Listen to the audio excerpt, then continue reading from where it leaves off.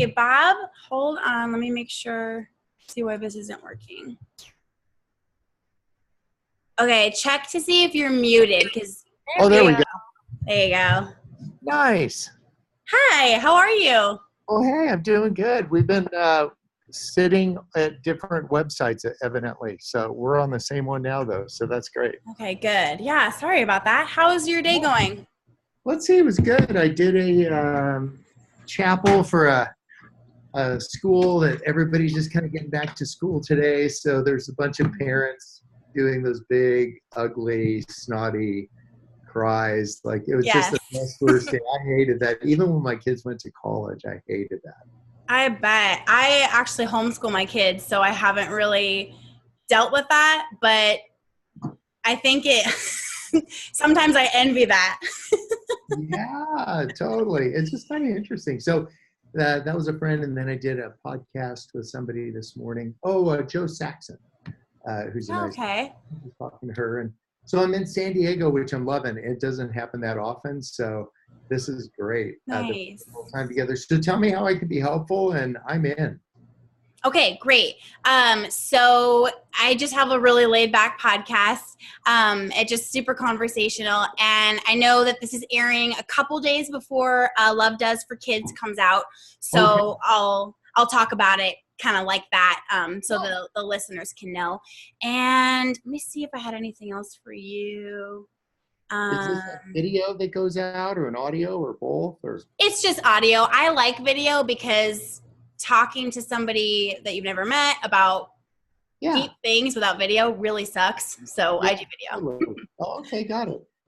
Okay. Yeah. So I had a few questions just kind of in general for you, and then I kind of have it kind of transitioning into like parenting and teaching this to your kids and kind of going more into the Love Does for Kids stuff. So I think some people you might talk to are trying to sell things or like books and all that, and I'm actually not. It doesn't matter. That's great. We did Love Does, and we just gave all the money away. So we started schools in these countries with them. And then my daughter thought, let's do Love Does for Kids. And I'm like, awesome, let's do it. But some people are like kind of doing this because they're trying to sell beaches. Like a book tour or whatever, yeah. Like, so we literally talk 7 days a week at different events. So people either know of me or not, and it does either way is fine. Yeah, I love that. That's awesome. That takes a lot of pressure off of me because I've had a couple interviews where they email like, you didn't mention it enough. Can you record it? It's like, I thought you wanted to talk to me, but maybe not.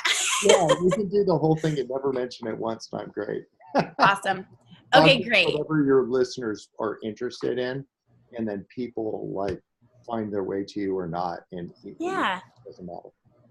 That's great. Well, my listeners are mostly moms. And my whole thing is I'm really, really passionate about helping them just lighten their load and actually enjoy this season, instead of, it flying by and then feeling like you missed it. Yeah, great. Okay, cool. So I'm just going to dive in. Okay, Bob, thank you so much for being on. Hi. Hey, thanks a million. Good to be with you. Okay. Thank you so much. I'm so excited to have you here. I'm really looking forward to sharing just your insight with my listeners. Like I said, my audience is mostly moms, and I think it's a really neat thing. First of all, just as a person, to hear you talking about loving other people. And then immediately my mind goes to how can I teach this to my kids, and how can I show them live by example and also help them kind of navigate life and difficult circumstances with this kind of love other people, everybody always kind of in mind. So I'm just really glad that you're here. Yeah, thanks. I just can't affirm enough the moms that are listening about this, the importance of the work that you're doing. I was reading something just this week. It said that young girls between ages of 7 and 13 lose 30% of their confidence. Isn't that crazy? That's really sad. And I just think one of the things that we could be doing is the words that we're speaking over our kids, just to say them. It isn't just saying, you're nice, you're swell. It isn't just words of affirmation, but telling them about who they're becoming. I see this in you. I see this happening. I see courage in you. I see bravery. I see commitment. I see loyalty. To just let them know. And the crazy part, moms and dads are listening, it's like you're speaking that into your grandkids, because your kids are going to tell them the same thing. They're going to say, I remember my mom used to say this, that she saw in me this person. So we do that not to just blow sunshine at each other, even around the office. We just let each other know what we see in each other. It's really a beautiful thing. I hug everybody. I'm a total hugger, but I don't hug the people that work for me because it'd be creepy. So we just do like duck, duck, goose. I just put my hands on their heads. But there's something about just that moment to just say, hey, this is what I see. And if we could slow down the cadence in our lives to do that with the people that we love the most, it really be some big benefits. Yeah, and I love too what you said about for girls especially. That is huge. And I love focusing on who they're becoming and what you see in them versus, you're beautiful. You have the prettiest hair. This really in-depth, you're really brave. I really admire you for doing this, or I really see that in you. I love that. And I agree. I do think it comes from slowing down a little bit and just noticing things in your kids. I spoke at a school earlier today, and there's all these moms and dads dropping their kids off for school. It was just so beautiful to see moms and dads that are engaged in their kids' lives. And whether you're homeschooling or you're doing, a traditional school, to just be that parent that's like engaged in your kids, that sees who they're turning into. My daughter, Lindsay, who we wrote a book together, and Lindsay she's like Mary Poppins with grenades. I mean, she's just awesome, kind and nice, but absolutely fearless. She's a second grade teacher. And the one thing that she was afraid of more than anything was getting what's called a PC. It's called a parental communication. So if you don't do something right or you do something wrong, then you get a PC. And Lindsay's just perfect, so she never got any PCs. So sweet Maria Goff and I sat her down and said, before this year's over, you must get one PC. Like, I don't care what you do. You can park the principal's car on the roof if you want, but one PC. And one day we go out to the lot. She's coming out of school just weeping. And she's like, has this PC. And she's like, she forgot her homework or something. And we were like, yes! And we went home that night, and I got a big fat Sharpie, and I wrote over the top of it, Lindsay's a great kid. And we sent that back to school with her the next day. And Lindsay's now 30 years old, and she was telling me about how she had messed up something, and her husband sent her a text message, and it says, Lindsay's a great kid. Like, the things that we start speaking over the people that we love the most, it starts shaping who we actually are. And some of us have believed these lies that got spoken over us. It was an old boyfriend or girlfriend or a teacher or somebody along the way. They said something, and we actually believe this lie. And so I think one of the things we can do beautifully in each other's lives is to just say true things about them. Yeah, for sure. And I think I love the power of that. I love the power of talking to our kids, and that we have that control, even if they go to school, even if whether they're homeschooled or they're go away from us from the day, whatever, that we have that control and that power over with our words. But I think also sometimes, at least for me, I have 4 kids, but 2 of them are very sensitive. And so I kind of it's like any look, any my mom glare. Just oh, I'm in trouble, so sensitive. And I think sometimes the pressure of that, as parents, you don't want to screw them up. That's all we're thinking. It's I just don't want to screw them up. And so I think sometimes that can become a pressure of, being careful with what you say to them. So, do you have any advice on kind of how to balance that? Feeling empowered to, see the positive in your kids and use your words with confidence instead of feeling like you're going to say something wrong, if that makes sense? Yeah, it makes a ton of sense. You kind of need to know what you're cooking with. Is this bone china or is this steel we got here? And so for some of the kids. You just know that their wiring harness is such that, oh, a sharp word from you would just take them out. And so I'm a lawyer. I mean, this is 30 years. I've never lost a case. It's not because I'm an awesome lawyer. I'm a good picker. I only think I love that. nobody can lose. And so, I mean, you'd know if we were arguing because I'd be winning.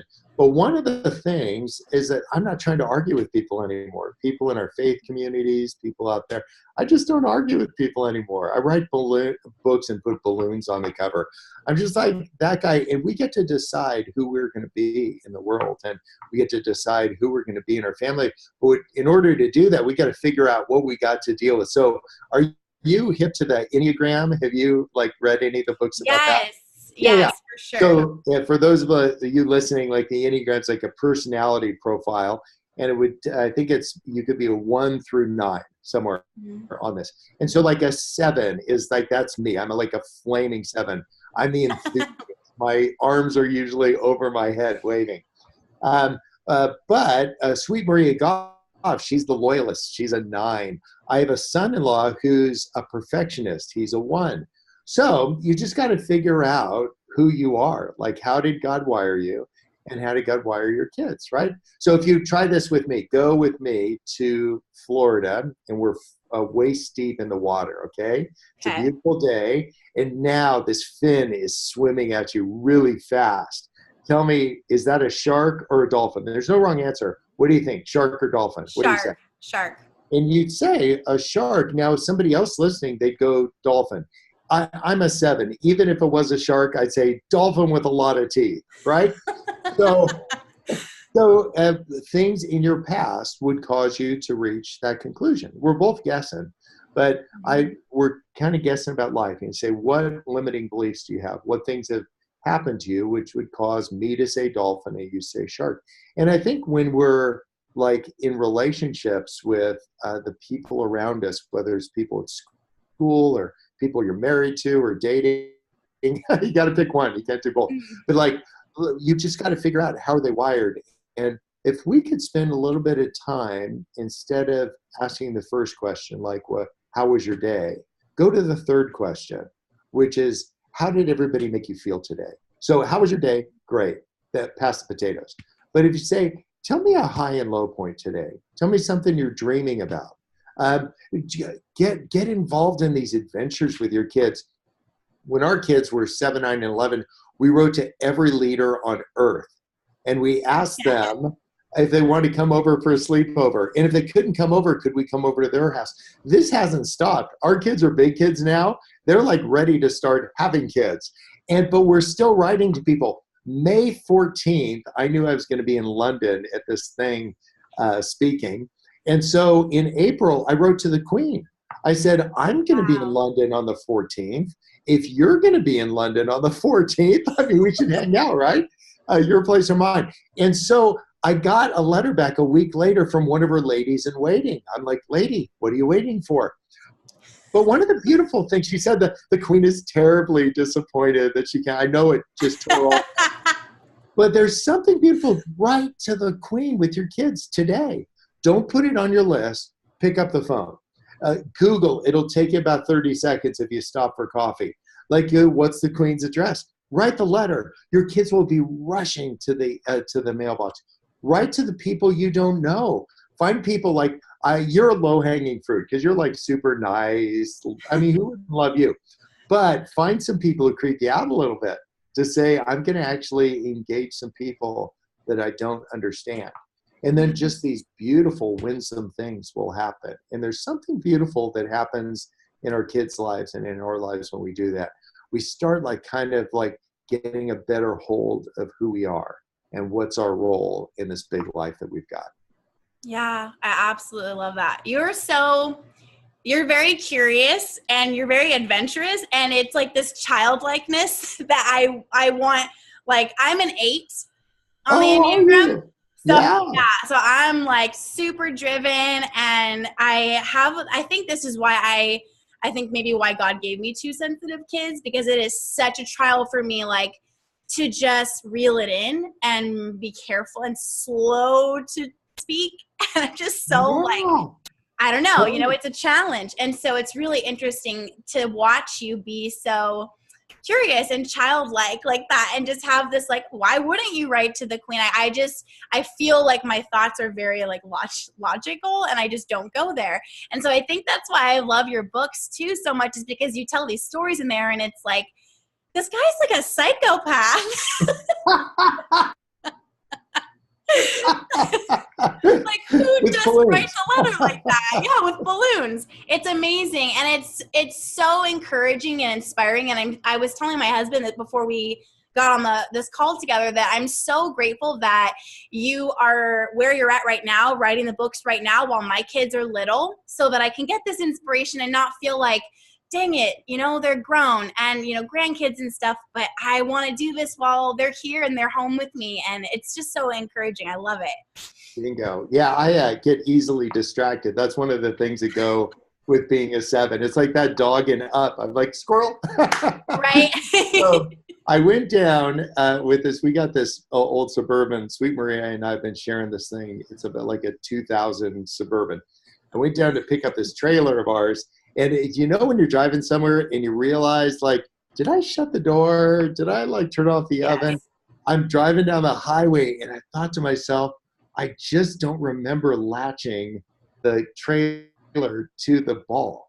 And so I didn't slam on the brakes. I kind of pumped the brakes and pulled off. Sure enough, the trailer is hanging on the ball, but it's not latched. Oh my gosh. So I was one bump in the road away from having that thing pass me in the fast lane. And I think if you want to really lock things down, you can look like you're going somewhere as a family, but you look like you're hooked up without actually being hooked up. You can look like that in your marriage without actually having a latch on it. And I think that's what you do. Each of these winsome things, it's that childlike faith that, like, actually that it's like putting a latch on it to say, I don't want to just feed you and clothe you, and I want to do all those things, certainly. But what will really be the memorable things are these ideas that you pass along to your kids. I've got something. Why don't you just geocache messages for your children, like put little messages in jars and just start putting them. I go all around the world and I bury stuff for my kids everywhere. We've got schools in Iraq. We started a school in Afghanistan 4 months ago. Did you? Oh my God. Yes, crazy. The Taliban won't let little girls learn how to read and write because they're girls. That just ticked me off. So we started talking to this guy on WhatsApp. I'm not kidding. We're talking to him on WhatsApp, and I don't know what team he's playing for. So it became evident I actually needed to fly to Kabul to meet him. And Kabul is the most dangerous city on earth right now because there's just a lot of instability there. Well, we get off the plane and there's a text message from him. And he said, Bob, I can't meet you at the airport.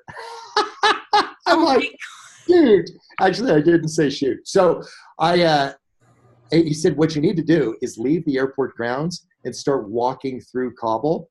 And after a while, you're going to find a car, the last license plate. The license plate has a number 7 on the back. The engine will be running. Inside, there's a guy that doesn't speak English. You need to get in the car and go wherever he takes you. And I was like, dang. So, well, I don't know. What would you do? Number 8 on the Enneagram. Fly home or stay walking? I wouldn't have even been at the airport. Well, I'm a 7, so I started walking.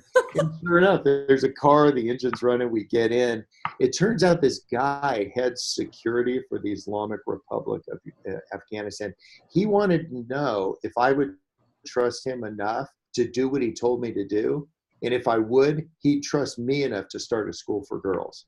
And I think sometimes as a parent, you need to say, okay, so how am I wired? And I know some people don't have a relationship with ambiguity, like you're seeing other people.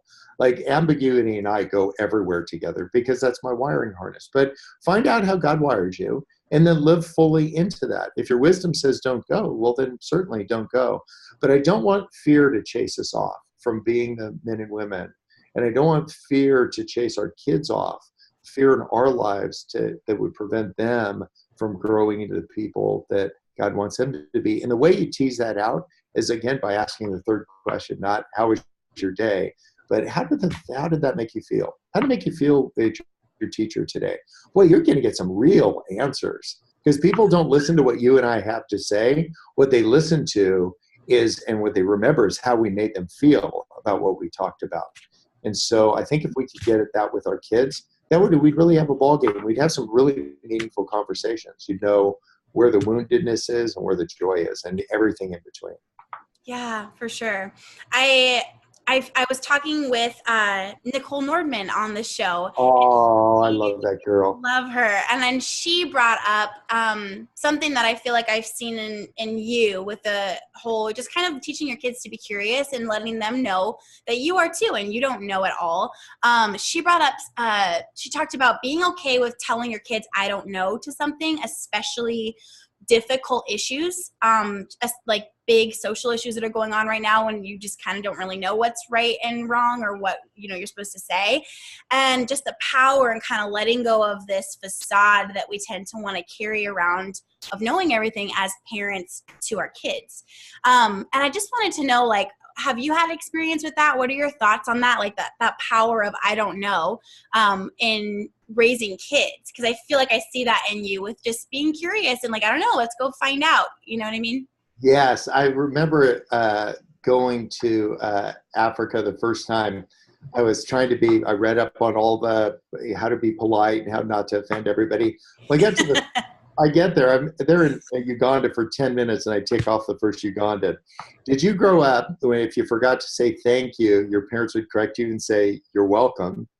Yes. Right? Like these words of correction. Well, that happened to me. I'm there 5 minutes and this guy says, you're welcome. I'm like, thank you. I didn't know what I had done wrong. And then it happens again. Somebody else says, you're welcome. I'm like, thank you. But I still didn't know like what the deal was. And after the third time, I slowed it down. I realized he's saying, you are welcome here. That these aren't words of correction, they're words of information. And so I think if we just invite our kids into these things, that we just not always words of correction, constantly saying, do this, change this, do this. But if you ever had somebody tell you when you were like cleaned up your office or your room, you say you missed a spot, that has never warmed my heart. I never thought, oh, thank you so much for pointing that out. We got our floors redone here a little bit ago, and the guy missed a spot. And when he came back over, he said, oh, that's a holiday.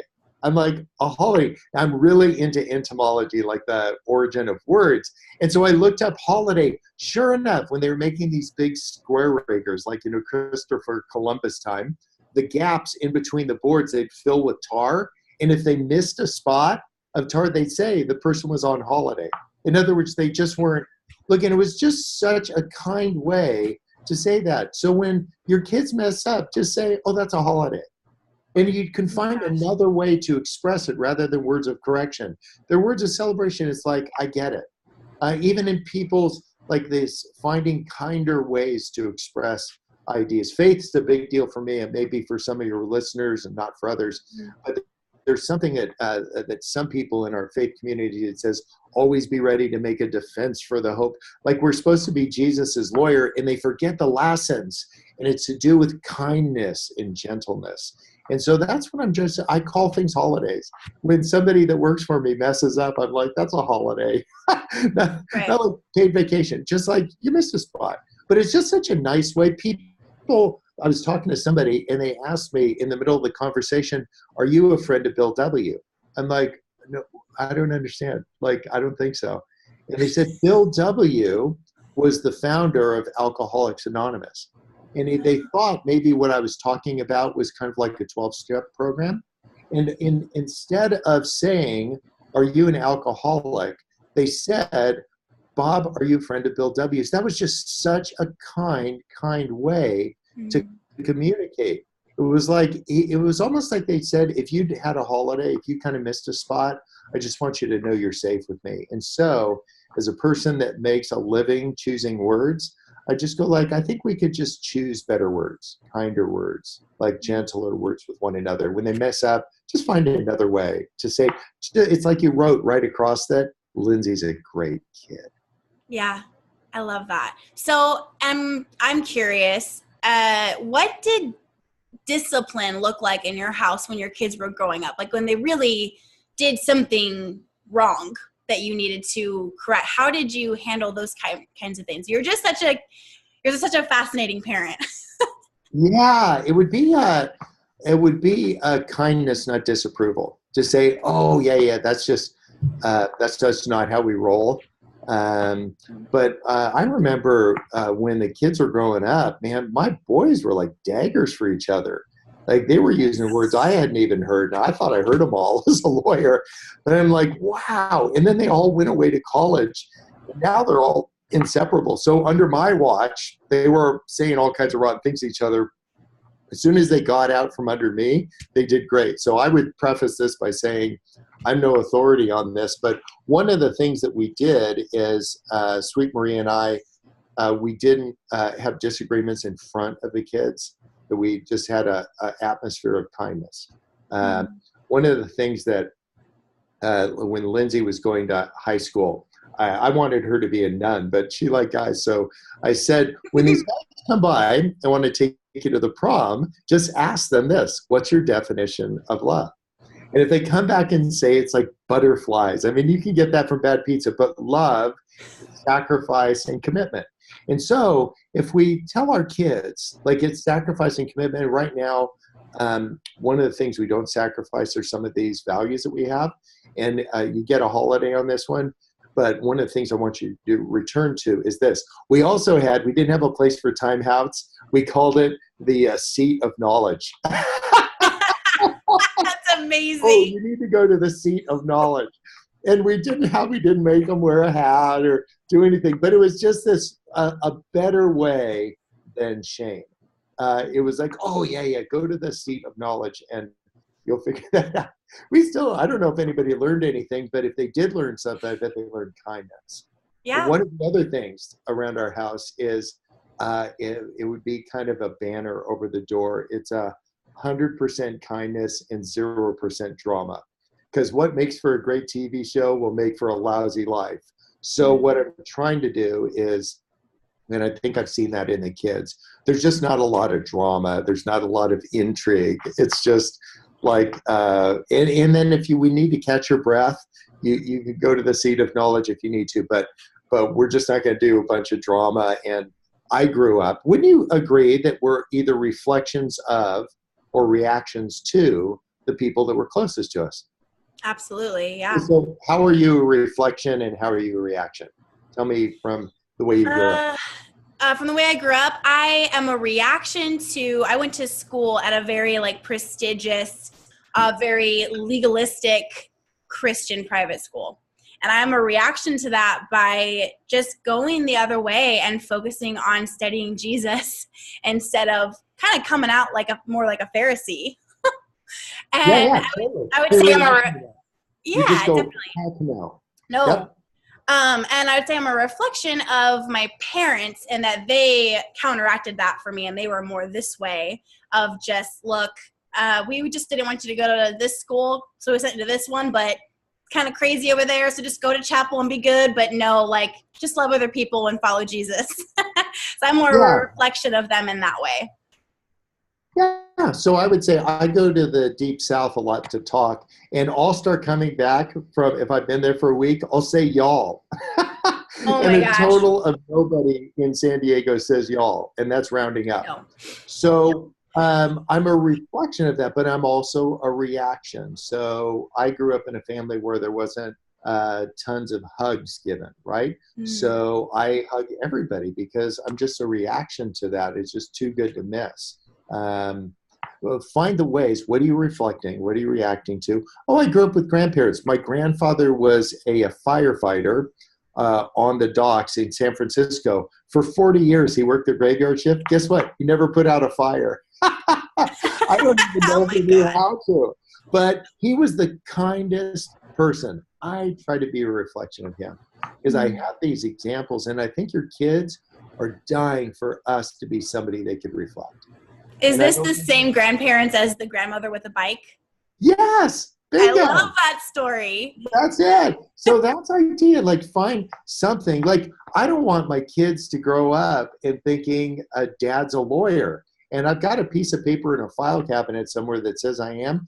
But I actually have, that's old Bob. Old Bob's on the bus. So one of the things that I would say to some of the people listening is don't be limited just by your capabilities. Like, so I'm capable of being a lawyer, but I'm made to be fun. I'm actually made to be adventurous. And so, and it'll lead you in different places and different directions. Sometimes we think people that go across an ocean are doing like noble things, and it actually isn't noble at all. Because think of all the tens of millions of people I flew right over the top of doing nothing. What Jesus told his friends is what's a big deal, what really wows him, is when we go across the street, when we go across our office place, when we go across the schoolyard or the PTA, or we find somebody who's actually a little bit creepy, and we just love them without an agenda. Because when love has an agenda, it ain't love anymore. And so one of the things that I think I'm a reflection of in my grandparents is just seeing how they just love people. And Jesus didn't vet the guy on the cross next to him and say, what do you think about same-sex relationships? What do you think about this? What do you think about the president? He just said, see you in paradise. Like, literally, check it out. So if I meet somebody really difficult, I just say, see you in paradise. It just reminds me about why I'm doing. If you know why you're doing what you're doing, now we got a ballgame. Oh, you will not see me without wearing a red Boston Red Sox hat. And I noticed that. I know. I've never gone to a Red Sox game, but I'm not even a baseball guy. But my neighbor, Carol, was a huge Red Sox fan.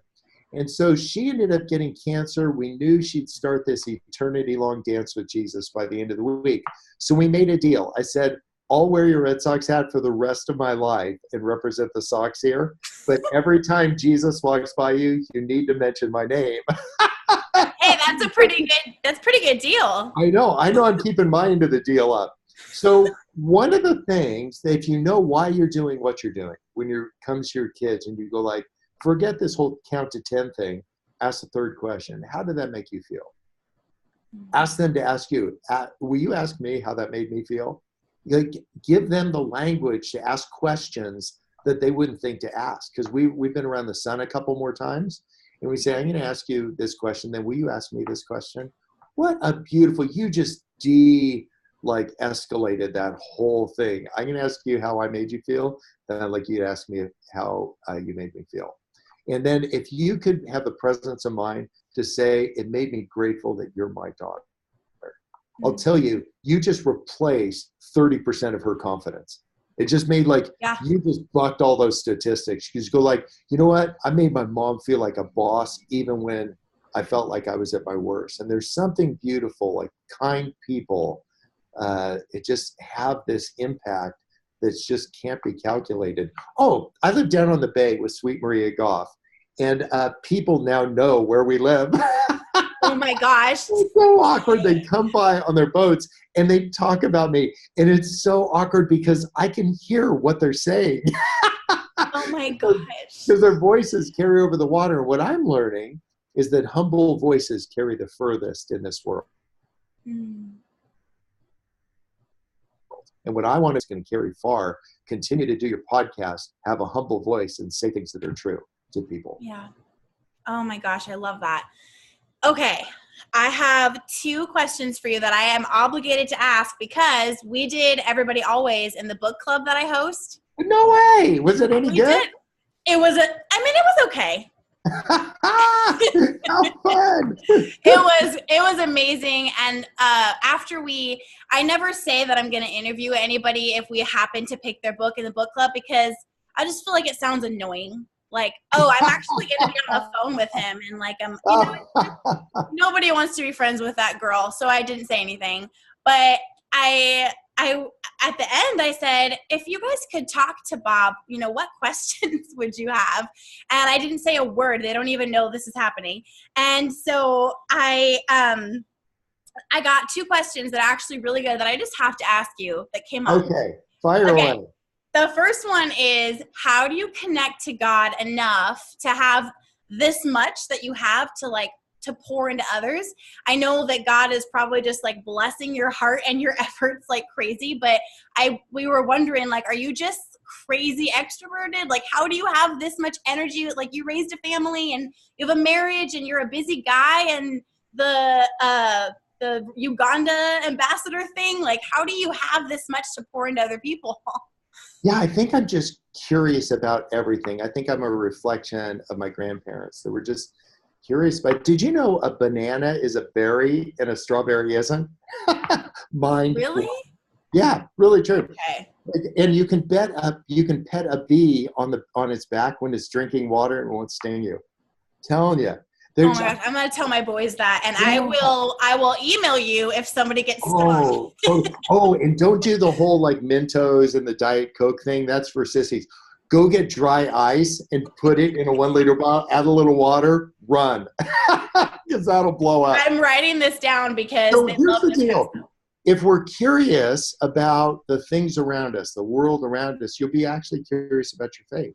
And whether the people that are listening feel like you've been hanging out with Jesus for 20 years or 20 minutes or not interested, like they're just stay curious about everything. I was driving here from the North County. There's a guy with a pickup truck, and there's this beautiful dining room table in the back, like cloth feet and all that. Every time he went on a bump, it moved 6 inches closer to the end. I'm like honking the horn. I'm like, buddy. I'm like, every time it's another 6 inches, another 6 inches. Sure enough, goes right out the back of the truck. Oh my gosh. Into 100 pieces. Well, because I'm a 7, I'm thinking I can fix it. But I took a picture of that. And I just am trying to capture images along the way, not to put them up on social media, but I want to capture that and remember that and make sense of it later. So I will write down, maybe send myself 100 emails a day. I'll be like, him again, block. And then I've written down everything I think about everything in one place. I have a document that's 1.6 million words long. I've been at it for 20 years. I just write down everything I think about everything. Some people in our faith communities have what are called quiet times, in the morning. I've never had one. 20 years. I'm clean and sober on those. Mine are super loud. I'm just like, I take everything I thought of the day before and I say, I know it sounds right, but is it actually true?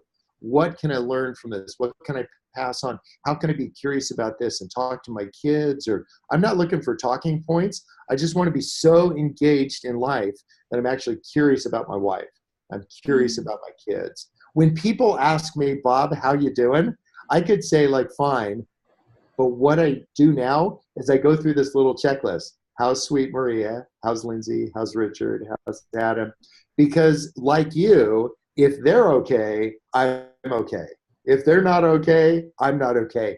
And so I'll literally think if Lindsay's okay and Richard's okay and Adam, and if I don't know the answer because I haven't called Lindsay in a little bit, I'll literally call her up and I'll say, Lindsay, somebody asked me if I'm okay, and I don't know if I'm okay until I know if you're okay. And it's so beautiful. I know it slows it down a little bit, but wonderfully so. And it hasn't happened yet, but wouldn't it be great if she said, Dad, you know what? Let me call my husband, John, and see if he's okay. Because if he's okay, I'm okay. And if I'm okay, I know you're okay. And it's like a 25-minute phone I know. It's going to take like, so if you ask me, Bob, how you doing, it'd be like, this is going to take a second. But if you, again, you know why you're doing what you're doing. Because I literally don't want one of my kids to go for very long without me knowing how they're doing. The third question, not like how you doing, how you feeling about what you're doing. I love that. Oh my goodness. Okay, the last question, we'll wrap up with this. We had this big conversation about this, and I'm getting a little vulnerable, just sharing something that I struggle with and just wanting to know how do you do this? So I'm really good at setting boundaries. Maybe it's something that I'm a reflection of or a reaction to. I haven't thought about it before. But I've got 4 little kids that I homeschool. I love my husband and I love our time together. So I'm a fierce protector of that. I love my business and my mission. And I kind of worry that there's so much on my plate that if I don't carefully guard my time, it's not going to get done and I'm not going to have my stuff done. And so when reading your books, I really began to feel like maybe sometimes I use healthy boundaries as kind of an excuse to maybe shut people out a little bit, or not reach out, not help them, not really serve, and just kind of like, I mean, that's such an 8 thing to say, right? Head down, I'm focused, I'm going. Totally. But, you also have a ton going on. So how do you handle that? And where is the line for you between you're so available and you're loving and you're serving other people? Do you have boundaries? Like, how do you balance that? Yeah, sometimes people talk about balance, and I felt like there was a period of time in my life that I spent so much time trying to find balance that I tipped over. Yeah, right? Just like continue to chase this, and I felt like at some point I was kind of tilting at windmills. So I just decided, hey, I'd make some rules that kind of like actually worked internally for me. For instance, I don't make appointments with people. So somebody says, can we like go out for coffee next Tuesday 3? I'm like, oh, heck no, but we're actually talking right now, so we could have coffee or toffee, like whatever you want. But I just don't make appointments, and it's been 3.5 years since I made an appointment with somebody. What I'll do is I'll tell them the trajectory. I'll say, I'm in North County, I'm in San Diego, I'm in Point Loma, and if somebody wants to intersect that, then that's terrific. I put my cell phone number in the back of 1.5 million books. Yes. And so it's been terrific. Like for me, living a life of constant interruptions kind of reminds me of the way that Jesus lived his life. He was constantly interrupted, and he didn't give off this vibe like I'm too busy. I can't think of one time where somebody said like, you're really busy. So if somebody says, hey, Bob, I know you're really busy, but it makes me pause to say, am I doing something that's giving off the vibe that I'm self-important or busy or something? Because I'm just the opposite. I'm like anybody. So tomorrow is Wednesday. I will be at Disneyland. You know why? Because I go to Disneyland every Wednesday. From 10 to 2, I'll be sitting on Tom Sawyer Island. I promise there'll be 10 people waiting for me, because there's always 10 people waiting for me. And it's just so beautiful. So if anybody wants to meet or have that, like, let's hang out, I say Tom Sawyer Island, Wednesday, I'll be there. And then I drive up to Pepperdine and teach a class at their law school. It's a class on failure. It's awesome. Love that. All my friends who've screwed up, bring your biggest screw up sometime. And will do. If you know why you're doing what you're doing, this idea of availability. But now let me speak to your 8, this beautiful, precious, wonderful, God-created 8 that needs order in their life and that needs to have a sense of purpose. Like, just live into that girl. Like, just continue to be like just full-blown, the healthiest version of that, the humblest version of that. So what I do, and tell me if this would be helpful to you. I'm 59. So I spend most of my time talking to 69-year-old Bob, like 10 years, me plus 10. So if there's something that's stressing me out, I say to 69-year-old Bob, like, how do you feel about that? He's not stressed out at all. He can barely remember his name. So, and I also have the 10-year-old version of Bob, like little Bobby Goff, like what he is full of hope. He's not distracted by that stuff. So I would say for your listeners, add 10 to your age, take wonderful old you, the way you are right now, take that person that's 10 years older and take the 8-year-old version, the 10-year-old version of you. And all 3 of you make one really well-adjusted person. And you make decisions together and let those other 2 outvote you. Love that.